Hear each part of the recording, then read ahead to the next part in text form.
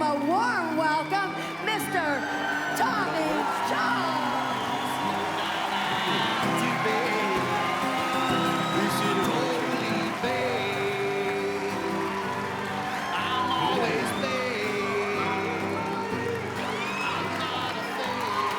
San Bernardino, yeah. San Bernardino. When I heard I was going to be in San Bernardino, I said, well, I better get my head together for this show. Then they told me that we go on last, so I mistimed my dope by a couple hours. Woo. Those brownies, man, you got to be careful when you eat brownies, you know. Especially when they got that pot leaf sticker on them, you know. Because it shows you it's been made by a stoner.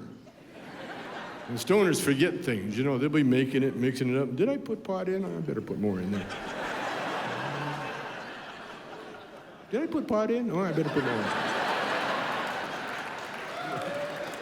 in. One little corner will get you high for a week.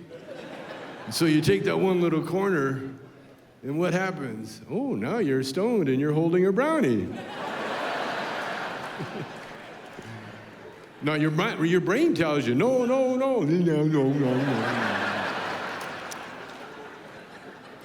I got so stoned one time on brownies, man, I went shopping with my wife and I enjoyed it. That's fucked up, man.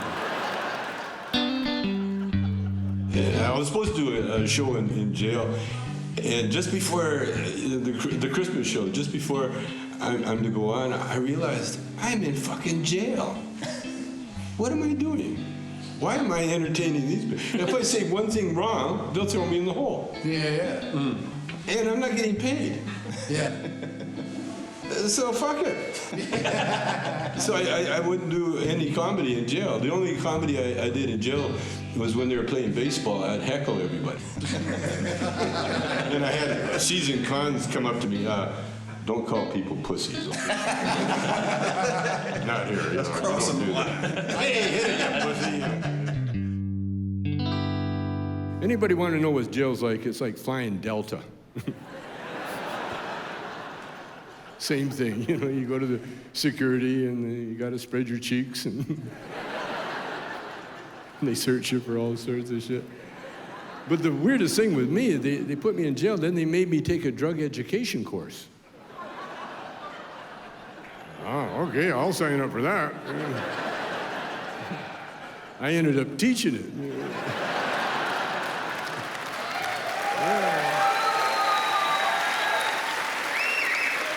Oh, they had it all screwed up, man. They're saying things like marijuana is a dangerous drug. And I had to tell them, I said, nope, marijuana is the friendliest drug you'll ever come across.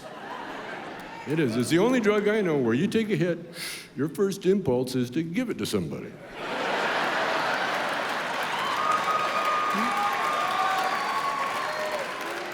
That's friendly. I'll tell you a dangerous drug is cocaine. Cocaine's a dangerous drug because it makes the user think he knows what the fuck he's doing. And that can be dangerous, you know. And it makes you paranoid, too, you know, for no reason.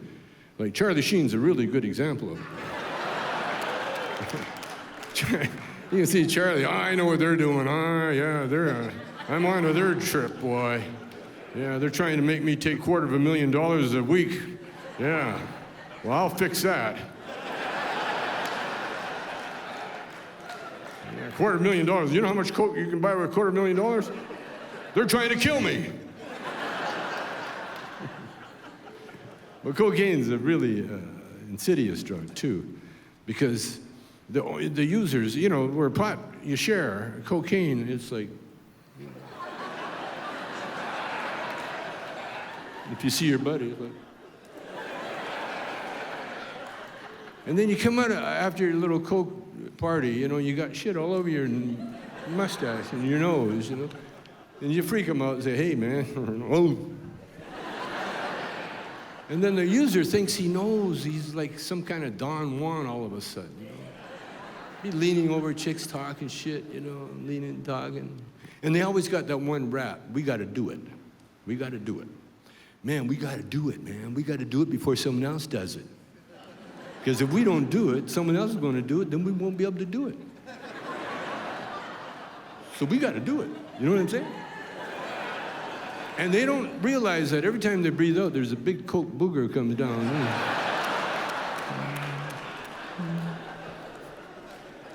Now, they could be talking to a coke chick. She'll watch it for a while, and then she'll go, ding.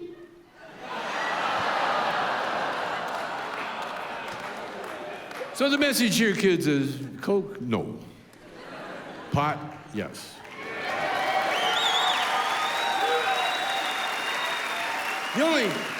The only problem you have with pot, of course, is driving. And it's not you're dangerous, because no one, I don't think, has ever been, I've never heard of pot accidents,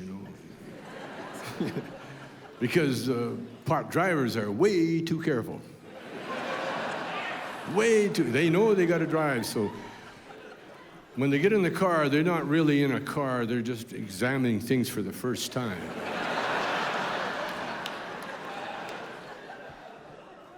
And they notice things like there's no steering wheel. Oh, I'm in the back seat. Oh, okay. And then when they start up the car, well, first of all, they sit there for a long time thinking it's just going to drive by itself, Then you go, oh, key, right. Then you get your car started. Now, when you're driving, you're not driving, you're flying an airplane. Well, first of all, it takes you an hour to get out of traffic because you're looking for the right time. There could be a guy 5 miles down the road, but you're going to wait for that time.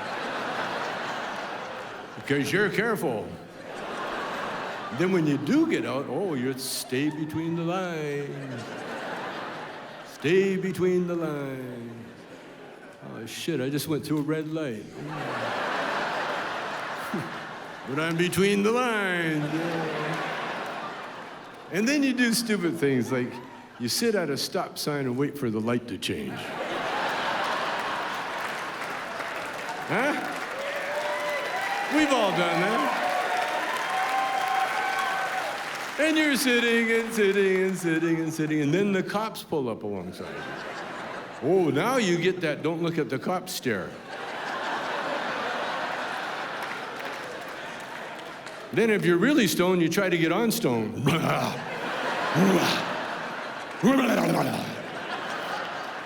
You peek, now they're staring at you. But we're blessed with pot angels. Cocaine, they got the devils. But we, the potheads, we have our angels. I was sitting at a stop sign one time, and cops pulled up, and I'm trying to look around my nose, to see if they're there.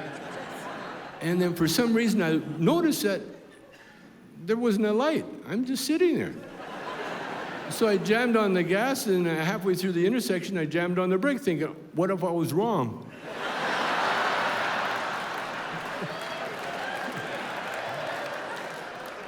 That's when the pot angel took me out of the car and walked me around to the front of the car and opened the hood and made me look in like I had car trouble.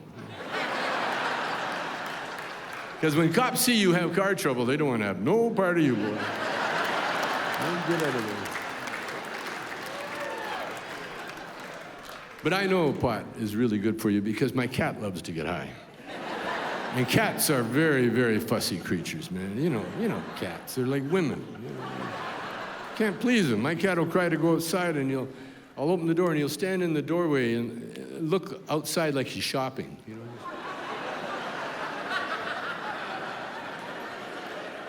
And I'll tell him, do you want to go out or in? What are you doing? And he'll give me that fuck off look that women give you, that.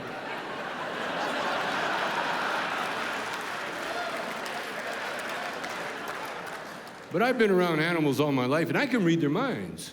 Oh, you want out, don't you?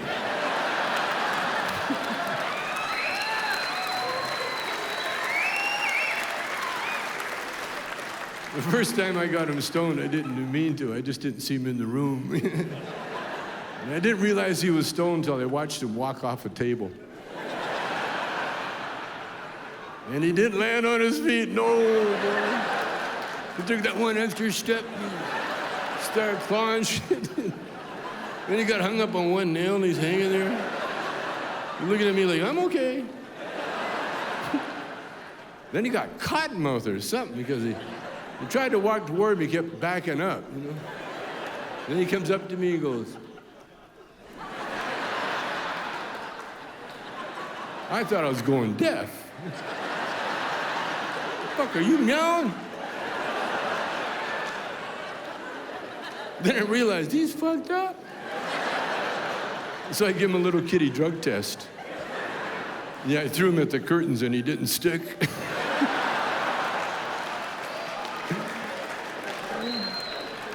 He's stoned, he's thinking, fuck, I'm flying, man. Now when I call him in from outside, I don't go kitty, kitty, kitty, man. I just make it sound like a bong, you know?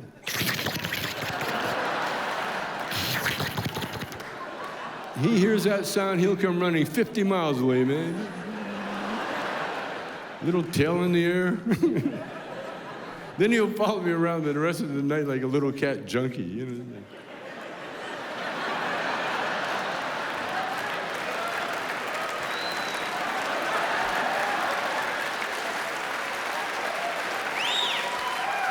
Come on, man, fire it up.